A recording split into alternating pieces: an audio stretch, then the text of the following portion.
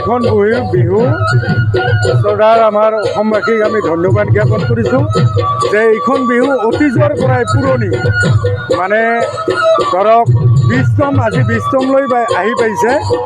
ইয়াৰ আগতে আজি 20 বছৰ আগতে আমি বহুত কষ্টেৰে বিহুখন চুৰিপাৰা ৰাজহুৱা খেলপথাৰত উপস্থাপন কৰিছিলোঁ। আজিৰ আমাৰ লগত থকা বিনন্দ নাথ সম্পাদক, ময়ো এটা সময়ত সম্পাদক আছিলোঁ। আজি মই এই বছৰৰ ধৰক মানে যিটো কমিটি হৈছে এই কমিটিখনত মই সভাপতি হিচাপে মই ইয়াত আজি থিয় দিছোঁ। অনুভৱ কৰিছোঁ যে বিহুখন আমাৰ এটা বহল অনুভৱ যে বিহুখন মানে চুৰিপাৰাত আজি 20 বছৰৰ পৰা অতিক্ৰম আহি আজিৰ দিনত পাইছে যে অনাগত দিনত বিহুখন যদি আমি নাথাকোঁ যে আমাৰ নেক্সট জেনেৰেশ্যনে বিহুখনক বচাই ৰাখিব, সেইটো এটা আমি ৰাস্তা দেখুৱাই গ'লোঁ। আৰু মোৰ এটা অনুভৱ যে এই বিহুৰ জৰিয়তে ইলেকশ্যনৰ এটা ব্যয়বহুল সময়ত বিহুটো আহি পালে ঠিক ধৰণে আমি অনুষ্ঠানখিনি পৰিচালনা কৰাত হয়তো অলপ ভুলো হ'ব পাৰে, কিন্তু তথাপি ধুনীয়াকৈ চলি আছে আৰু অনাগত দিনত এনেকৈ চলি থাকিব বুলি মই কামনা কৰি আজি মোৰ চমু বক্তব্য ইয়াতে সামৰিছোঁ। ধন্যবাদ। চুৰিপাৰা আঞ্চলিক আজি 20তম পৰিস্থিতি আমি সকলোৱে একে মিলিজুলি আগৰ দৰে আমি পালন কৰিবলৈ ওলাইছোঁ।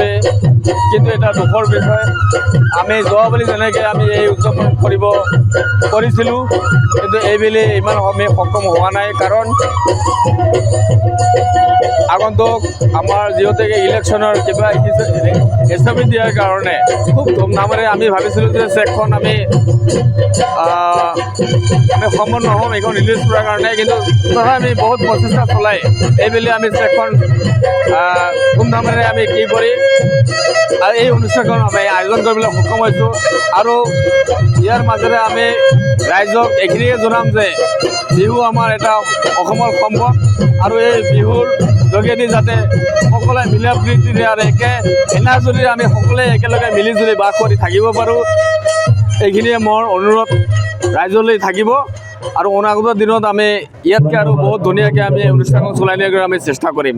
আৰু এইখিনিতে মোৰ এটা আৰু অনুৰোধ থাকিল যে মোৰ লগত সহযোগ কৰিছে বহুত মোৰ শ্ৰদ্ধা বকুল দা, আমাৰ এইবাৰ নতুন সভাপতি হৈছে, তেখেতেও মোক বহুত সহায় কৰিছে। মোৰ লগতে বিভিন্ন মোৰ লগ বন্ধুৱে আজি সহযোগ কৰিছে। আমি ৰাতিপুৱা আমাৰ প্ৰথম কাৰ্য হৈছে পতাকা উত্তোলন, ইয়াৰ লগে লগে আমি বৃক্ষৰোপণ, তাৰপিছত শহীদ তৰ্পণ আৰু স্বচ্ছ অভিযান, এইকেইটা কাৰ্যসূচী আমি ৰাখিছোঁ। যিকোনো খবৰৰ বাবে যোগাযোগ কৰক 7099017330 লগতে 7099017110 নম্বৰত।